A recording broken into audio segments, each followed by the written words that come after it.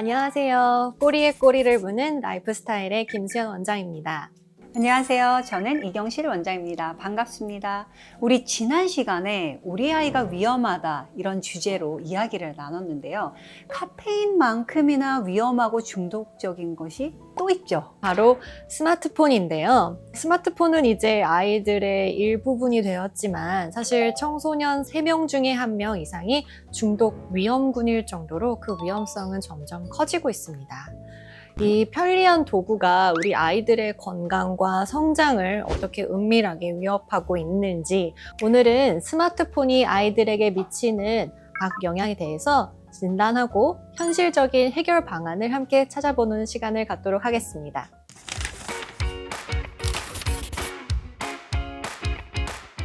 저희가 진료실에서 아이들을 만날 때요, 이 스마트폰 중독의 그 밑바탕에는 사실 정서적 결핍이 깔려 있다는 걸 자주 느낍니다. 사실 가장 큰 원인 중 하나는 놀이 문화의 부재예요.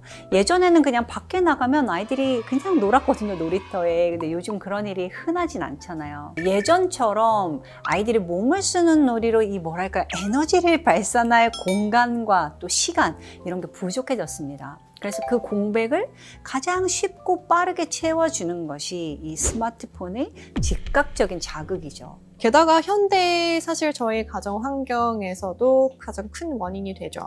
맞벌이 부부가 증가하고 있고요. 사실은 아이들과 부모님이 함께하는 절대적인 질적인 시간이 줄면서 스마트폰이 약간 대리육아하는 그런 도구가 되는 경우가 많습니다. 그래서 아이들은 그러니까 부모의 눈 맞춤, 대화 이런 거 대신에는 이제 화면 속에 이제 자극적인 그런 반응으로 어떻게 보면 외로움을 달래고 있는 거죠. 결국 이렇게 스마트폰이 아이들에게 가장 쉽고 빠르게 외로움을 달래주는 친구가 된 게 참 안타까운 현실입니다. 근본적인 문제점을 이해해야 이 해결책도 찾을 수 있으니까요. 스마트폰 중독이 아이들의 신체, 뇌, 그리고 정서에 어떤 영향을 주는지 한번 알아보겠습니다. 먼저 시력 문제입니다. 아이들이 화면에 거의 코를 박고 장시간 집중을 하죠. 저는 사실 조금 거친 표현일 수도 있는데 아이들한테 돋보기로 눈을 지지고 있는 것 같다라고 설명을 합니다. 그만큼 위험한 행동이고요. 사실 근시 진행, 안구 건조증 심해지는 결과로 이어지죠. 특히 밤에 사용하는 것이 치명적인데요. 스마트폰에서 나오는 이 블루라이트는 수면 호르몬인 멜라토닌 분비를 강력하게 방해를 하고요. 이는 아이들의 깊은 잠을 방해하는 요소이고 이게 이제 성장 방해로까지 이어집니다. 뇌 건강 위협도 사실 심각해요. 아이들을 뇌는 성인보다 얇고 수분 함량이 높거든요. 이게 전자파 흡수성이 높다는 걸 의미합니다. 그 때문에 뇌 발달이 저해되고 흔히 요즘 많이 알려진 주의력 결핍 위험까지 생기죠. 그리고 정서 발달 문제도 있습니다. 스마트폰 중독은 현실에서의 공감 능력 그리고 사회성을 떨어뜨려요. 그래서 아이가 화면 속에 갇혀 있을수록 이 현실의 따뜻한 관계에서 오는 정서적 만족감을 느낄 기회가 사라지게 되는 겁니다. 그럼 이 문제점들을 어떻게 해결하면 좋을지 이야기를 나눠보도록 하겠습니다.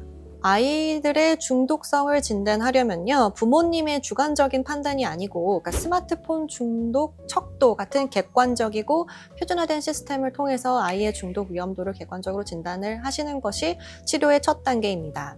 중독 위험군으로 판명되셨을 경우에는 즉시 전문적인 치료 계획을 수립하셔야 되는데요. 이게 중독 정도에 따라서 뇌기능 평가를 함께 시행하시거나 전두엽의 기능 저하 아니면 ADHD 동반 여부를 확인을 하시고 그에 맞는 맞춤 치료 계획을 세우시게 됩니다. 네, 특히 이 스마트폰 중독은 우울증, 불안장애, 흔히 알려진 ADHD와 같은 질병과 밀접하게 관련되어 있습니다. 중독 이면에 이런 정신과적 문제가 동반될 경우에 약물 치료를 병행하는 것이 중독 치료의 성공률을 높이죠.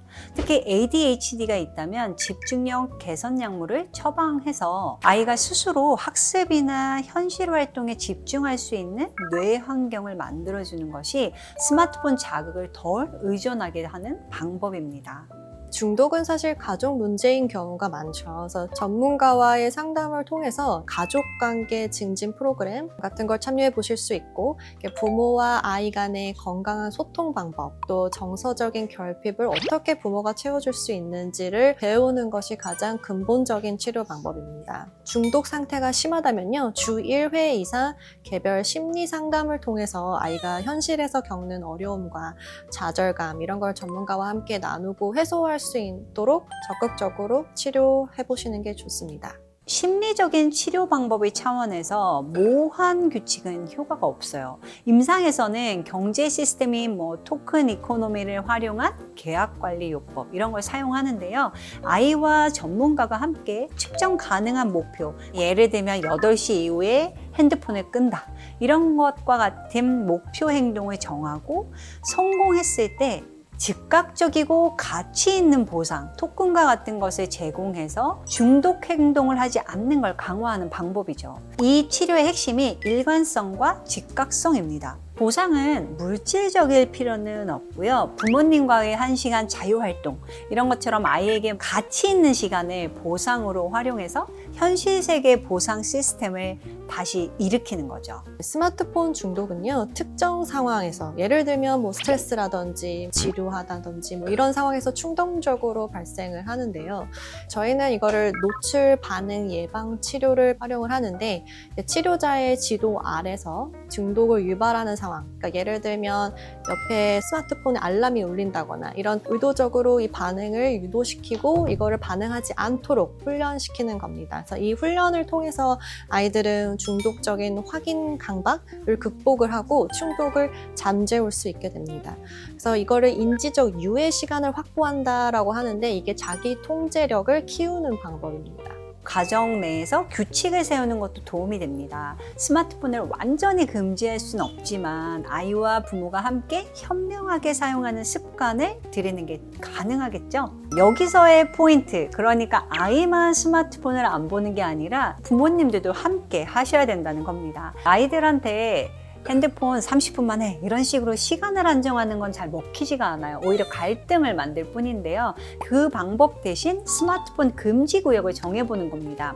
침실, 식탁, 또 가족 간의 대화 시간엔 스마트폰을 반드시 지정된 장소에 모아두는 규칙이죠. 특히 이 침실에서 사용을 금지하는 건 수면의 질과 또 우리 어린이들의 성장 이 모두를 지키는 가장 중요한 규칙입니다. 사실 이미 학교에서는 이런 규칙들을 적용해서 생활하고 있고 거부감도 덜할 거예요. 그리고 뇌가 쉴 시간을 확보해주는 수면 위생을 위해서도 스마트폰을 적절하게 활용하는 게 중요합니다. 특히 밤 9시 이후에는 전면 금지하는 방법도 고려할 수 있습니다. 그리고 시력 보호를 위해서 눈 피로를 푸는 가장 효과적인 방법도 말씀드릴게요. 이 스마트폰 사용 20분마다 6m, 약 20피트거든요. 이 정도 거리를 20초간 바라보는 20, 20, 20 규칙이 있습니다. 이거 한번 아이들과 실천해 보세요. 알림을 맞춰두거나 아니면 포스트잇을 붙여두고 규칙적으로 먼 곳을 보게 하는 거죠. 또 스마트폰을 사용할 때는 턱을 숙이지 않고 눈높이에 맞춰서 바른 자세로 하는 게 목 디스크 예방에도 중요합니다. 일주일에 한 번 주말 특정 시간을 가족 디지털 디톡스 시간으로 선언해 보세요. 이 시간에는 모든 가족분들이 스마트폰을 잠시 내려놓고 함께 몸을 쓰는 활동을 하시는 것을 추천드립니다. 예를 들면 요리를 한다거나 보드게임을 하신다거나 자전거를 타는 등 아이가 현실에서 얻는 즐거움이 그러니까 스마트폰 속의 자극보다 크다는 것을 경험을 하게 해주셔야 되고요. 이 활동이 정서적인 결핍도 채워주고 가족 간의 유대 관계도 상승시켜주는 좋은 치료 방법입니다.